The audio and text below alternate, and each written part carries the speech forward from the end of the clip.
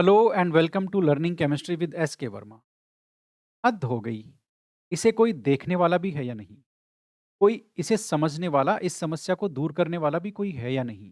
ऐसा मैंने अपने आप से कहा। मेरे मन में ये विचार आया। क्यों आया? क्योंकि आरपीएससी स्कूल लेक्चरर एग्जाम जो लगा था केमिस्ट्री सब्जेक्ट में 2022 में, उससे रिलेटेड अभी 2 दिन पहले ऐसी घटना हुई है। आरपीएससी ने एक ऐसा डॉक्यूमेंट रिलीज किया है जिसे देखने और समझने के बाद मेरे मन में तो दोस्तों यही ख्याल आया कि हद हो गई। इन सबको कोई कंट्रोल करने वाला है या नहीं है? तो चलिए फटाफट से देखते हैं और इसे समझने की कोशिश करते हैं कि ये क्या हुआ है। केमिस्ट्री सब्जेक्ट में जो आरपीएससी ने अभी हाल ही में डॉक्यूमेंट रिलीज़ किया है वो क्या है? और उसे समझने की कोशिश करते हैं। तो welcome to learning chemistry with S K Verma. मैं हूँ डॉक्टर एस के वर्मा और चलिए शुरू करते हैं। आज हम लोग क्या बात करने वाले हैं उसको, ठीक है? तो फटाफट से देखते हैं और इससे पहले मैं अपनी जगह आ जाता हूँ और मैं अब जो आरपीएससी ने डॉक्यूमेंट रिलीज़ किया है वो आपके सामने लेकर आने वाला हूँ दोस्तों। आरपीएससी ने अभी 29 जनवरी 2024 को, ये देखिए 29 जनवरी 2024 को आपका जो स्कूल लेक्चरर का एग्ज़ाम लगा था, school lecturer exam 2022 chemistry subject में, जो कि 18 अक्टूबर 2022 को था, उसकी फाइनल आंसर की अभी-अभी रिलीज़ की है। फाइनल आंसर की रिलीज़ की है दोस्तों, और जैसे ही रिलीज़ की, एकदम से आप इसको पढ़ेंगे तो शॉक रह जाएँगे कि ये है क्या आखिर? ये जो आपको मैंने हाइलाइट किया हुआ है येलो कलर से, ये कुछ विशेष मैंने चिन्ह लगाए हुए हैं। ये वो प्रश्न है दोस्तों जो आरपीएससी ने डिलीट कर दिए। आरपीएससी ने डिलीट मान लिया इनको, इन प्रश्नों को डिलीट मान लिया, ठीक है? और आप इनकी जो संख्या है वो छोटी-मोटी मत समझिए, अच्छी खासी संख्या है। हम बात कर रहे हैं केवल और केवल आपके केमिस्ट्री सब्जेक्ट में जो पेपर सेकंड लगा था, उसकी हम लोग बात कर रहे हैं, और उसमें सेकंड में टोटल 150 क्वेश्चन थे साथियों। उनमें से 130 आपके किसके थे? केमिस्ट्री के थे, और 20 क्वेश्चन एजुकेशनल मैनेजमेंट वगैरह-वगैरह के थे, ठीक है? 130 में से दोस्तों 17 क्वेश्चन आरपीएससी ने सीधा क्या कर दिया? उड़ा दिए। उन आरपीएससी ने कहा कि भई ये क्वेश्चन हम डिलीट मानते हैं, है, जिनको मैंने अभी हाइलाइट करके दिखाया है। एक नज़र में यहाँ समझने की कोशिश करते हैं कि आरपीएससी ने इनको डिलीट क्यों माना है? क्या प्रॉब्लम हुई आखिर ऐसी? तो रीज़न उसका देखो, पहला नंबर 1 रीज़न ये है कि ज़्यादातर क्वेश्चंस की हिंदी वर्ज़न में और इंग्लिश वर्ज़न में डिफ़रेंस था, यानी कि जो उनका ट्रांसलेशन था वो सही नहीं हुआ, ध्यान नहीं दिया गया, इस वजह से ऐसा हुआ। दूसरा इसका जो बड़ा कारण है दोस्तों वो है टाइपोग्राफिकल एरर। टाइपोग्राफिकल एरर का मतलब है टाइप करने में गलतियाँ हुई है, कंप्यूटर के स्तर पर गलतियाँ हुई है, और गलतियाँ होने के बाद देखने वाला कोई नहीं था कि इन्हें गलतियाँ इन इ ये गलतियाँ हुई है या नहीं हुई है, या क्वेश्चन पेपर है वो सही से टाइप हुआ है या नहीं हुआ है, ठीक है? तीसरा है दोस्तों, आपके जो सब्जेक्ट एक्सपर्ट हैं, जो पेपर बनाते हैं, उनके स्तर की ये मिस्टेक है। वो कॉन्सेप्चुअल मिस्टेक करते हैं क्वेश्चन बनाने में, कॉन्सेप्ट को ध्यान में नहीं रखते, क्वेश्चन बनाते हैं, वो गलत हो जाता है ना? और फिर उसका खामियाज़ा कैंडिडेट को भुगतना पड़ता है। तो कॉन्सेप्चुअल मिस्टेक भी होती है आरपीएससी के क्वेश्चन पेपर्स में, जिनको हम देखने वाले हैं। तो ये 3 बड़े कारण थे। अब हम आपके सामने मैं आपके सामने बेसिकली यहाँ पर देखिए क्या किया है आरपीएससी ने। आरपीएससी ने 17 क्वेश्चन तो सीधे उड़ा दिए, ठीक है? इनको तो डिलीट बोल दिया 130 में से। उसके अलावा एक क्वेश्चन ऐसा है जिसका इन्होंने आंसर चेंज किया है, यानी कि इनकी जो पहली जो की रिलीज़ हुई थी उसमें, और अभी फाइनल की में एक क्वेश्चन का आंसर इन्होंने चेंज किया है, वो है आपका 123 नंबर का क्वेश्चन, ठीक है? तो ये सब इन्होंने किया है ना? ठीक है? अभी हाँ, हम लोग एक-एक करके वो प्रश्न लेते हैं जो डिलीट हुए हैं, और ये समझने की कोशिश करते हैं कि आखिर ये सभी प्रश्न जो है वो डिलीट क्यों हुए? क्या रीज़न रहा कि ये प्रश्न आपके डिलीट हो गए? ठीक है ना? इनके डिलीट होने की वजह से हो सकता है बहुत सारे लोगों को नुकसान हुआ हो, वो तो मैं नहीं कह सकता, ठीक है? लेकिन क्या बोलते हैं, ये डिलीट होने के पीछे रीज़न क्या है वो हम लोग फटाफट से देख लेते हैं। किस-किस कारण की वजह से ये डिलीट हुई, ठीक है? एक तो आपका प्रश्न संख्या 8, ये देख लीजिए, प्रश्न संख्या 8 है, ठीक है? इंक थोड़ी-सी चेंज करते हैं, यस ये लीजिए। प्रश्न संख्या 8 है, इसमें हिंदी वर्ज़न में लिखा है कार्बोनिल और इंग्लिश में लिखा है कार्बोक्सिल। ये इंग्लिश वाला गलत है दोस्तों, यहाँ पर कार्बोनिल आना चाहिए था, क्योंकि ये जो जो आंसर्स हैं, ऑप्शंस हैं, वो कार्बोनिल के हिसाब से दिए हुए हैं, तो यहाँ पर इंग्लिश वर्ज़न गलत था, ठीक है? और वैसे इस प्रश्न का उत्तर है आपका, यदि यहाँ पर कार्बोनिल लगा देते हैं तो उत्तर आपका ये हो जाएगा, carbonyl oxygen is electrophilic. Basically carbon oxygen, जो कार्बोनिल का जो ऑक्सीजन होता है दोस्तों, वो आपका न्यूक्लियोफिलिक होता है, उस पे पार्शियल नेगेटिव चार्ज आता है, इस पे पार्शियल पॉजिटिव चार्ज आता है, इसलिए ये स्टेटमेंट रॉन्ग है और इन्होंने भी रॉन्ग ही पूछा है। लेकिन यहाँ पर टाइपिंग मिस्टेक हुई है, टाइपोग्राफिकल एरर है ये, ठीक है? हिंदी में कुछ और, इंग्लिश में कुछ और, है ना? तो ये इसलिए डिलीट हो गया। क्वेश्चन नंबर 15 डिलीट हुआ है। क्वेश्चन नंबर 15 ये कहता है कि जो टोलुइन का जो नाइट्रेशन है, उसमें आपका जो पैरा प्रोडक्ट है, वो ज़्यादा बनता है ऑर्थो की तुलना में। तो ये स्टेटमेंट तो देखो दोस्तों गलत है। अच्छा, पहले बात कर लेते हैं डिलीट क्यों हुआ? डिलीट इसलिए हुआ कि रीज़न में, कारण में यहाँ तो पैरा पोज़ीशन की बात कर रहे हैं और हिंदी वर्ज़न में आपके ऑर्थो की पोज़ीशन की बात कर रहे हैं। इसलिए ये हिंदी और इंग्लिश वर्ज़न में क्वेश्चन ही अलग हो गया, इसलिए ये भी हो गया आपका डिलीट। बात आपको समझ में आई, ठीक है? अब इस क्वेश्चन को एनालिसिस करते हैं एक बार के लिए। मान लेते हैं आपका हिंदी वर्जन है, उसको हम कैंसिल मान लेते हैं, इंग्लिश वर्जन को फॉलो करते हैं, तब इसका आंसर क्या होना चाहिए वो फटाफट से देख लेते हैं। टोलुइन का जो नाइट्रेशन है उसमें इन्होंने कहा है पैरा जो है वो ज़्यादा बनता है और ऑर्थो कम बनता है, यानी कि ऑर्थो से ज़्यादा बनता है पैरा। तो ये स्टेटमेंट गलत है। देखो टोलुइन के नाइट्रेशन में, टोलुइन के जो नाइट्रेशन है दोस्तों, ये यहाँ पर 680 page number, chapter number 15 Solomon Fryhle की बुक का मैं लाया हूँ। उसमें आप देख सकते हैं ये टोलुइन है, नाइट्रेशन किया जा रहा है, ऑर्थो है वो 59 बनता है, पैरा 37 बनता है, ठीक है? इसका मतलब पैरा कम बनता है, जबकि क्वेश्चन में कहा जा रहा है कि पैरा ज़्यादा बनता है, तो ये स्टेटमेंट तो गलत है दोस्त, ठीक है? और दूसरा है para position shows no steric hindrance. हाँ, ये स्टेटमेंट सही है, पैरा पोजीशन पे ऑर्थो की तुलना में स्टेरिक हिंड्रेंस नहीं होता। इसका मतलब उत्तर तो इसका ये होना चाहिए था, ए आपका फ़ॉल्स है और आर आपका ट्रू है, ये होना चाहिए था। लेकिन दोस्तों हिंदी और इंग्लिश में क्वेश्चन अलग-अलग होने की वजह से ये हो गया आपका डिलीट, है? ओके। क्वेश्चन नंबर 18 देख लेते हैं। क्वेश्चन नंबर 18 थर्मोडायनेमिक्स से है। इन्होंने आपका डेल्टा एच निकलवाया है, ठीक है ना? आपके हेस्लो से ये क्वेश्चन है और इसमें इन्होंने गड़बड़ क्या कर दी, ये आप सारी कैलकुलेशन, ये हेस्लो का क्वेश्चन है, 2 इक्वेशन इन्होंने दी है और तीसरी इक्वेशन का डेल्टा एच इन्होंने पूछा है। हेस्लो आप लगाओगे तो आपकी प्लानिंग क्या होगी इसके लिए? इक्वेशन सेकंड ये इसको आप इक्वेशन सेकंड बना लो, इसको आप इक्वेशन फर्स्ट बना लो। इक्वेशन सेकंड का रिवर्स करोगे और उसमें से इक्वेशन 1 माइनस करोगे। तब आपकी ये जो टारगेट इक्वेशन है जिसका आप डेल्टा एच निकालना चाहते हो वो आपकी आ जाएगी, ये देखो। इस तरह से ये इक्वेशन आपकी सेकंड है, इसको आप रिवर्स करके लिखो। ये इक्वेशन फर्स्ट है, इसको आप सीधा करके लिख दो, फिर काटापेटी में ये कट जाएगा और बाकी ये जो बचेगा ये आपकी टारगेट इक्वेशन है, इसका डेल्टा एच निकालना, ठीक है? अब जैसा आपने इक्वेशन सेटल की है वैसा ही इनकी जो डेल्टा एच की वैल्यूज़ हैं उनके साथ करेंगे। इक्वेशन सेकंड को आप रिवर्स करेंगे, ये पॉजिटिव की वैल्यू है, रिवर्स करने से ये माइनस की हो गई। उसमें से माइनस करेंगे हाँ, इक्वेशन फर्स्ट ये है, ये माइनस करेंगे, ये देखो माइनस करेंगे तो ये माइनस यहाँ पर प्लस आ गया, ठीक है? इसका मतलब अब क्या हो गया? -41.2 प्लस 224 हो गया। तो इसको आप सोल्व करेंगे यानी कि 224 में से 41.2 माइनस करेंगे तो प्लस 182.8 आएगा, प्लस 182.8, जबकि यहाँ पर इन्होंने ऐसा ऑप्शन ही नहीं दिया दोस्तों। ये गलती हुई है टाइपिंग करने में, यहाँ पर 183 है, उत्तर ये हो जाता यदि यहाँ पर 182 182.8 आ जाता तो। आप समझिए ये सिली मिस्टेक है ना? है ना? ठीक है? ये एक ऑप्शन देने वाले के स्तर पे सिली मिस्टेक है, ये न टाइपिंग मिस्टेक है, न कुछ और मिस्टेक है, ये सब्जेक्ट एक्सपर्ट की मिस्टेक है कि उसने ऑप्शन ही गलत दिया है टाइप करने वाले को, ठीक है ना? क्योंकि यहाँ देखिए ये भी 183 है और वो भी 183 है, ठीक है? इसका मतलब है कि करने वाले ने तो, टाइप करने वाले ने तो बेचारे सही किया है, लेकिन उसको सही गलत था, ठीक है? तो ये क्वेश्चन डिलीट क्यों हुआ आपको पता चल गया। इसमें जो सही ऑप्शन है, सही उत्तर है 182.8, वो इनमें है ही नहीं, ऑप्शन में ही नहीं है, इसलिए इसको करना पड़ा डिलीट। क्वेश्चन नंबर 25 देखो दोस्तों, जॉन टेलर इफ़ेक्ट के बड़े क्वेश्चन बेचारे वैसे ही कम आते हैं, जो आते हैं वो भी डिलीट हो जाते हैं, ये अच्छी बात नहीं है। तो क्वेश्चन नंबर 25 क्यों डिलीट हुआ देख लेते हैं।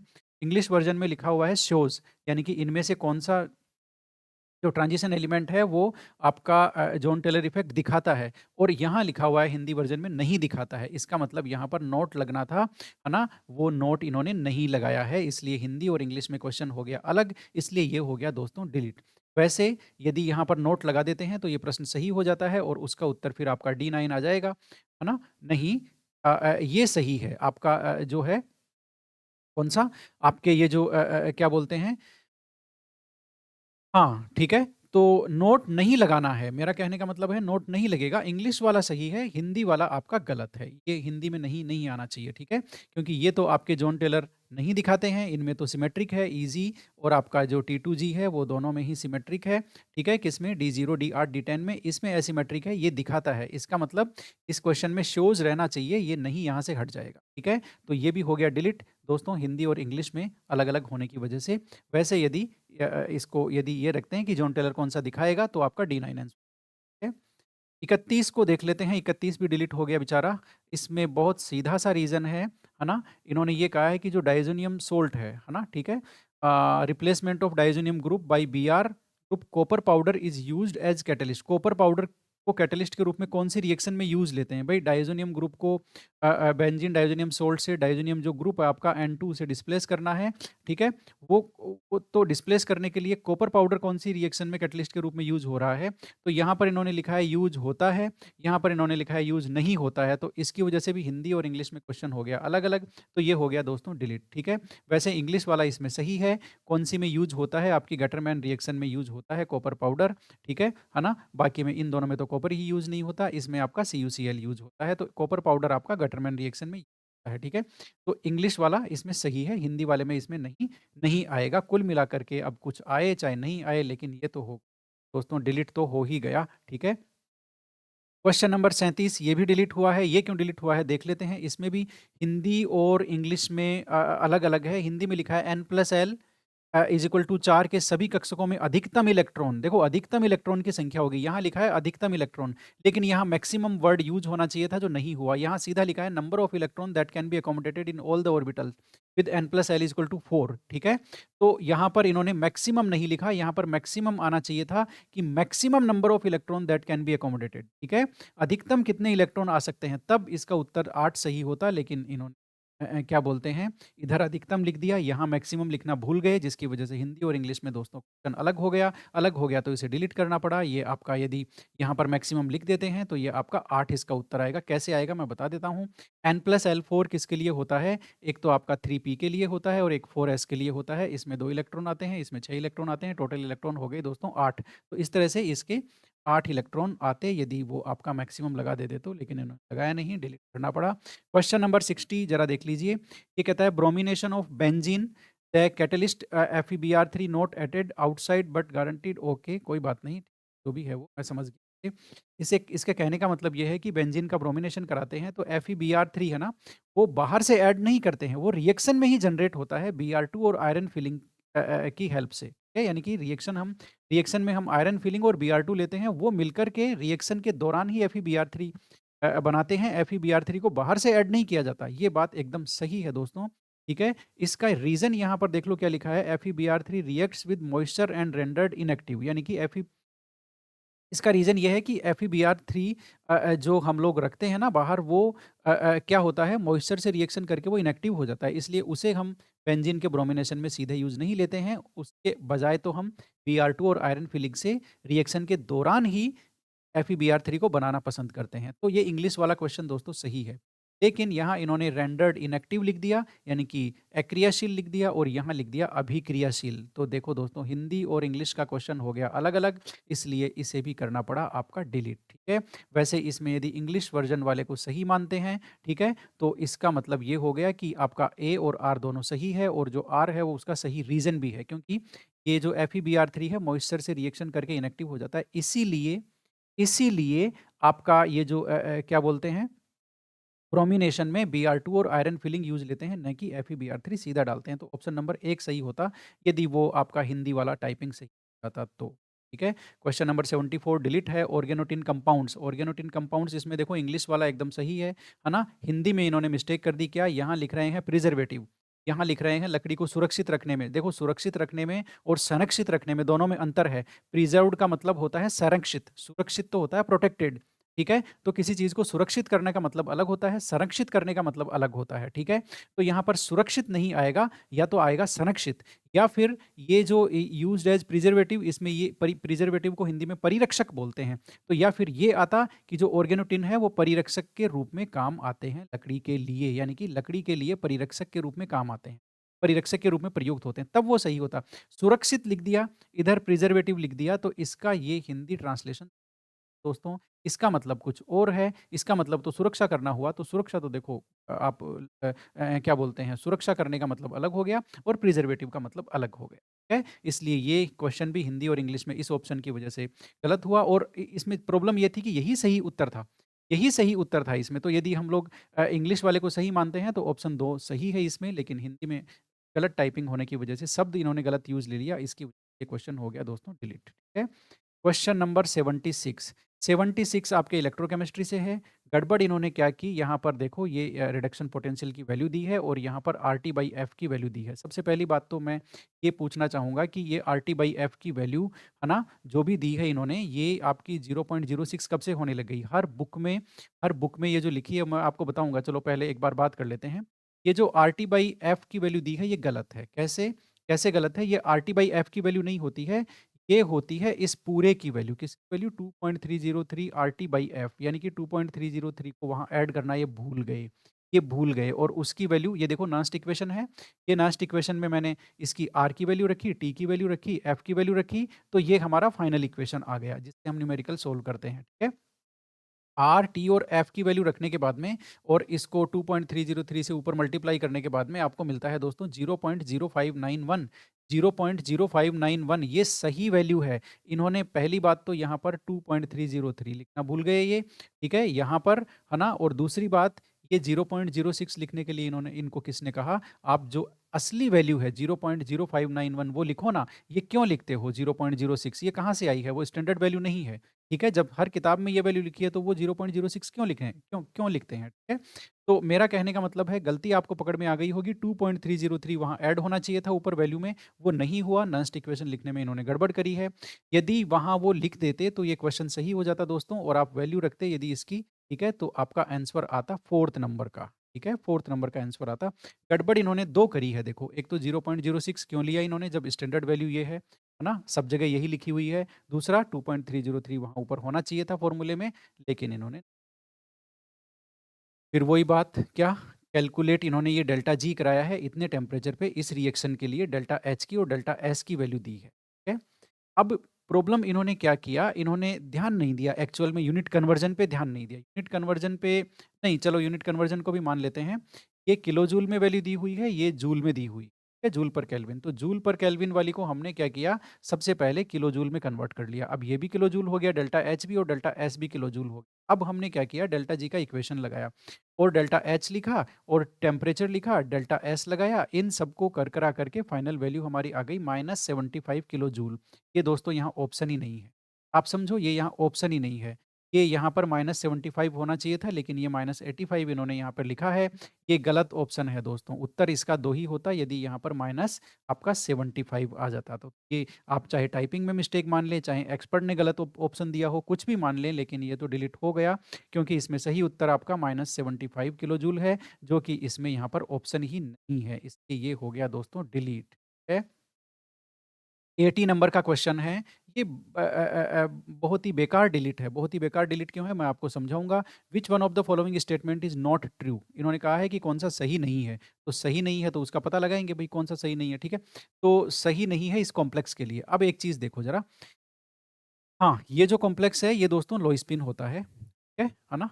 ये बात सही है और ये ऑक्टाहेड्रल स्ट्रक्चर होती है, ये बात भी सही है और ये दोनों ही गलत हैं। ये पैरामैग्नेटिक भी नहीं होता, डायमैग्नेटिक होता है, इसका मतलब ये भी गलत हो गया और इसमें जो हाइब्रिडाइजेशन होता है वो D2sp3 होता है, इसका मतलब ये भी गलत हो गया। तो इसमें 2 जो है ऑप्शन 1 और ऑप्शन 4 ये आंसर आ रहे थे क्योंकि ये दोनों गलत ठीक है ना? तो ये डिलीट तो इसलिए हुआ क्योंकि इसमें 2 सही उत्तर थे, 1 भी था और 4 भी था, ये दोनों ही गलत स्टेटमेंट हैं इस कॉम्प्लेक्स के बारे में और ये दोनों ही उत्तर हो सकते हैं। ठीक है? अब मैं दूसरी बात इनसे ये कह रहा हूँ कि इन्होंने कॉम्प्लेक्स के लिए ये जो कॉम्प्लेक्स दिया है ना, ये कॉम्प्लेक्स के लिए सीधा इन्होंने कहा है इट इज़ पैरामैग्नेटिक ऑप्शन 1 में। भई मुझे कैसे पता चलेगा ये पैरामैग्नेटिक है या नहीं है? कोई इनसे पूछे तो?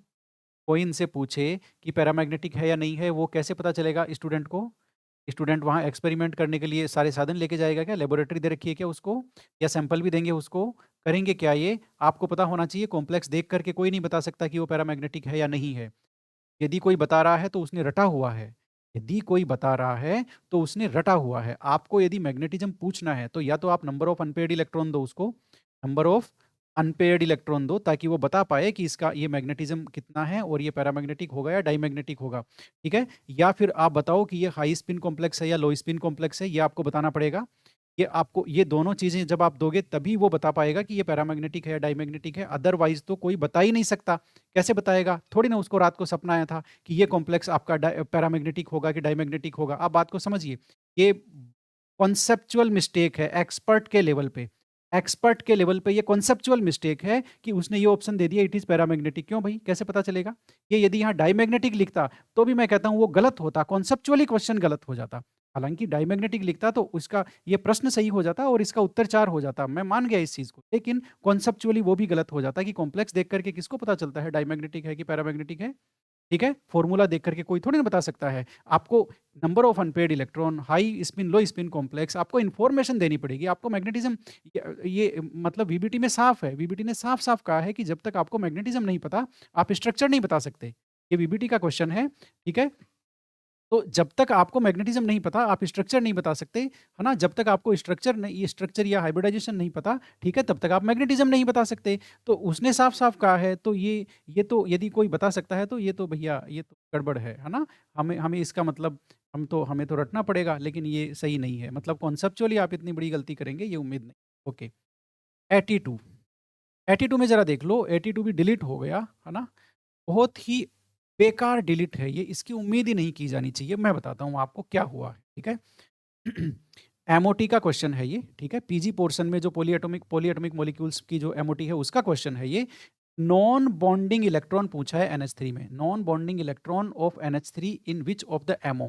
कौन से एमओ में वो होते हैं, ठीक है ना? ये हिंदी में भी सही है और इंग्लिश में भी सही है, टाइपोग्राफिकल मिस्टेक नहीं है। मिस्टेक इसमें कॉन्सेप्चुअल है दोस्तों। कॉन्सेप्चुअल एक्सपर्ट ने बिल्कुल भी नहीं देखा कि ये क्वेश्चन मैं दे रहा हूँ, इसका उत्तर क्या होना चाहिए और बुक्स में क्या दिया हुआ है, बच्चा पढ़ क्या रहा है, ठीक है? अब मैं आपको हकीकत बताता हूँ NH3 का जो एमओ है वो उसके बारे में। मैं आपके लिए लाया हूँ दोस्तों 2 बुक्स हैं हमारी बहुत ही फ़ेमस बुक है इनऑर्गेनिक की। एक आपकी मीज़लर एंड टार वाली इनऑर्गेनिक केमिस्ट्री, ठीक है? एक आपकी हाउसक्राफ्ट की। ये दोनों अभी की आज के टाइम में inorganic chemistry, general inorganic chemistry, ठीक है ना? है ना? उसको सीखने के लिए वर्ल्ड की सबसे लीडिंग बुक है दोनों की दोनों। वर्ल्ड की इनको चैलेंज करना भी अपने आप में मतलब आप इनको चैलेंज कर नहीं सकते, ठीक है ना?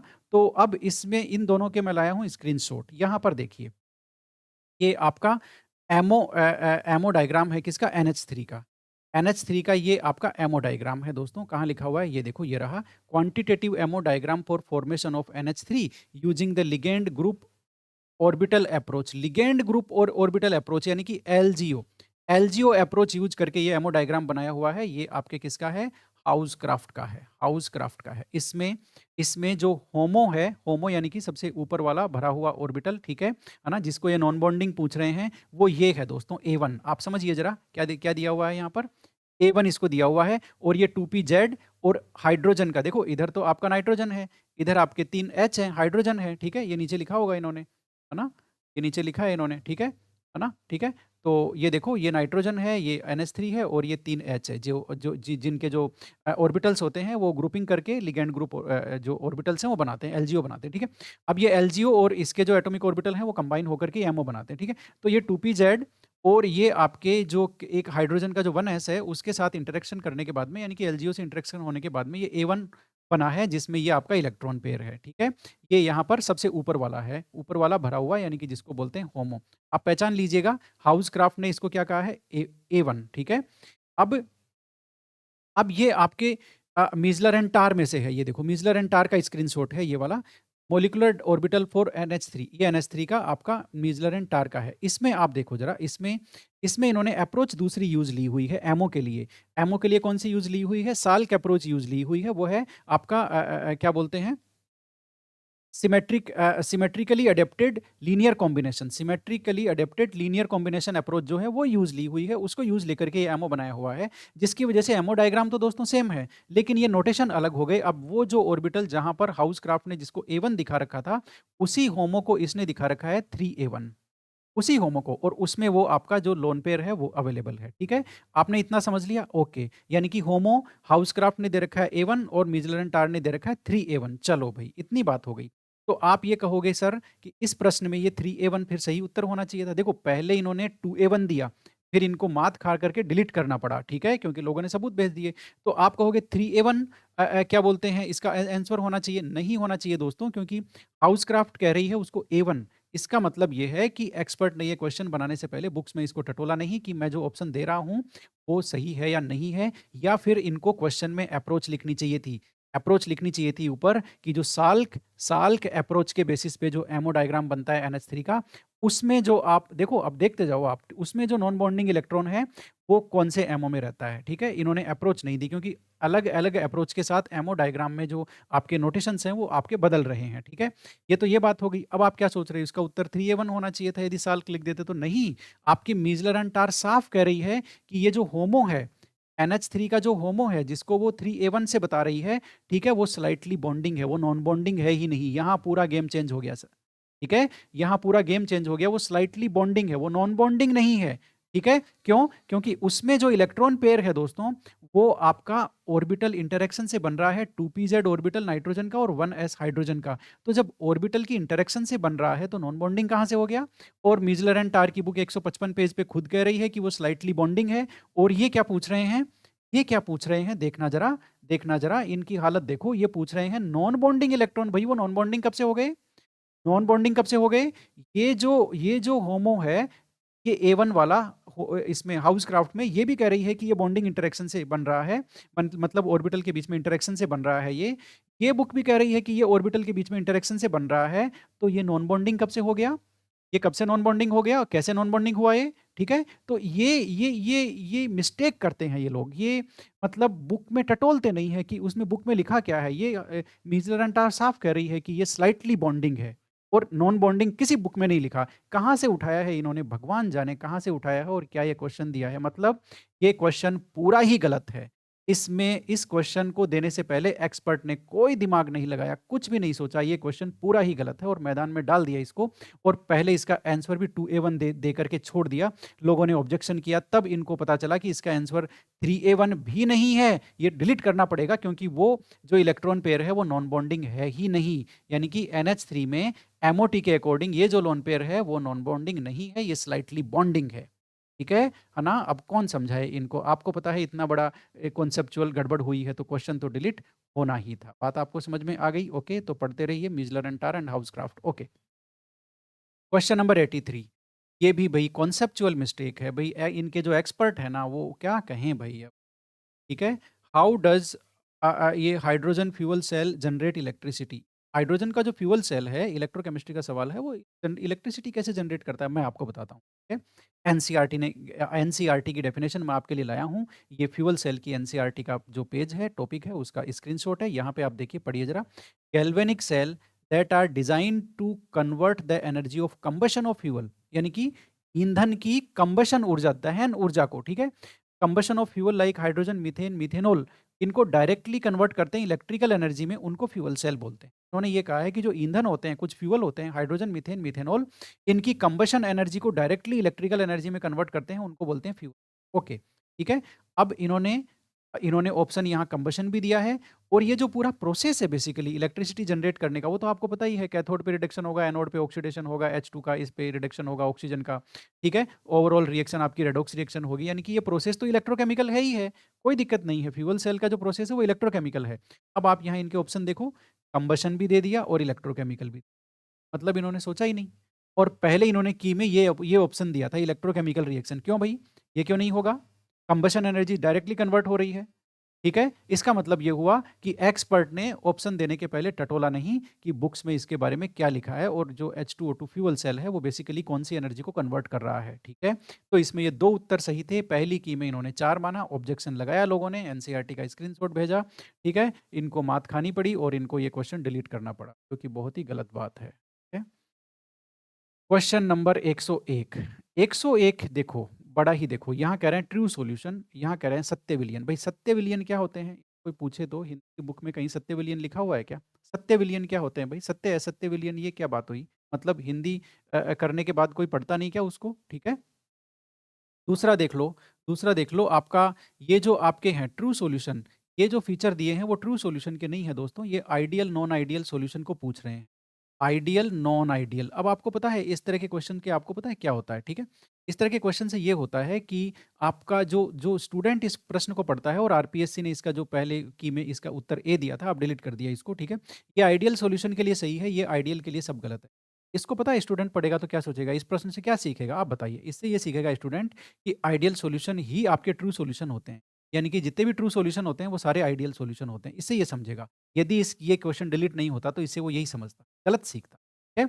एक्चुअल में यहाँ पर ट्रू सॉल्यूशन नहीं आएगा, यहाँ आएगा आइडियल सॉल्यूशन। ये एक्सपर्ट के लेवल की मिस्टेक है, उसने क्वेश्चन बनाने में गलती की है ना? ट्रू सॉल्यूशन का क्वेश्चन नहीं है, ये आइडियल सॉल्यूशन का क्वेश्चन है और इसका ऑप्शन नंबर ए सही होता यदि यहाँ पर आइडियल लिखते तो। ठीक है ना? तो ये क्वेश्चन भी गलत सेट किया गया है एक्सपर्ट द्वारा, इसलिए हो डिलीट। क्वेश्चन नंबर 6, तो भई इंग्लिश का हिंदी इंग्लिश का मिस्टेक है, ये आपका ऑर्गेनोमेटेलिक कंपाउंड है, कौन? जीद सोल्ट।